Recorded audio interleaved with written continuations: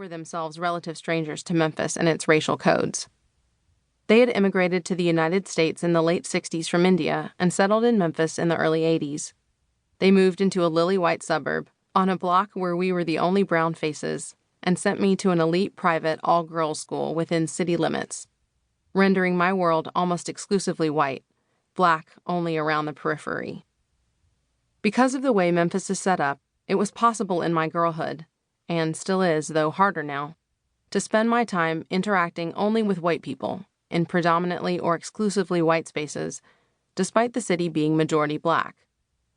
I was a resident of a white world, but I never felt as if I belonged in it, nor was I sure that I wanted to. I came of age not feeling fully at home in either black or white spaces. I had no comfort zone, no set of known or boundaried territory, no institutions or precedents related to my life, no mentors or public figures who looked like me, no mirror.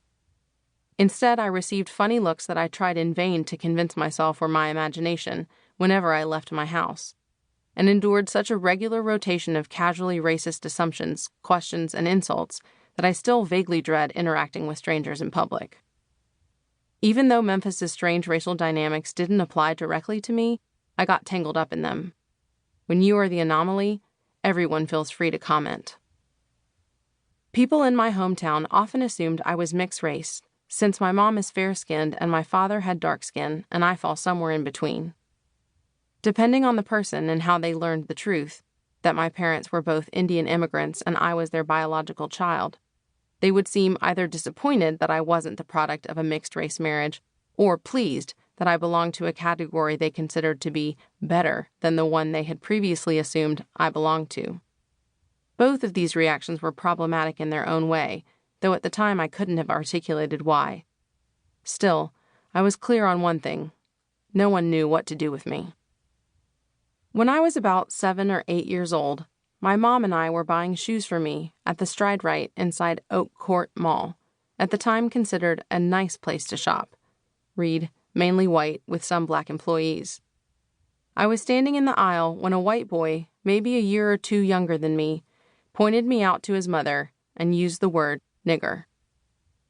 My own mother was out of earshot, so when she returned and saw me crying, I had to explain why. My immediate feeling was a visceral, white-hot shame. I'd never heard anyone speak that word aloud before, let alone at me. I knew it was a very, very bad thing to say, and I felt ashamed for having triggered the saying of it.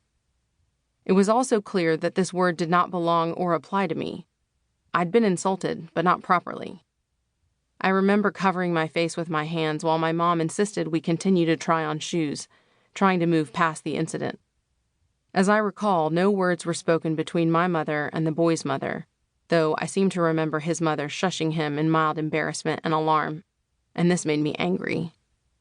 I resented being made to act as though nothing had happened, and was indignant that my mother hadn't confronted the boy's mother and made some kind of impassioned, dramatic speech about equality before whisking me off in the style of all the 1980s-era books and PSAs about standing up to injustice I'd been exposed to. When you're a kid, your ability to comment or reflect on your own experience is limited. You take things at face value. Your experience feels inevitable, not subject to critique, question, or comparison. Still, you learn quickly that your otherness will never be forgotten, even if you manage to forget from time to time what it is that people see when they look at you. Though by many measures I thrived in a white world, I also clearly saw the disconnect between the stated values of American society and its actions, in a way only an outsider can. Even if I didn't have the language for what privilege was or what it might mean, I could see that my white classmates moved through the world differently from the way I did. They were raised not to see color, so they didn't think about the fact that when they invited me to their country club birthday party, I would be the only non-white guest and the only non-white person there who wasn't an employee.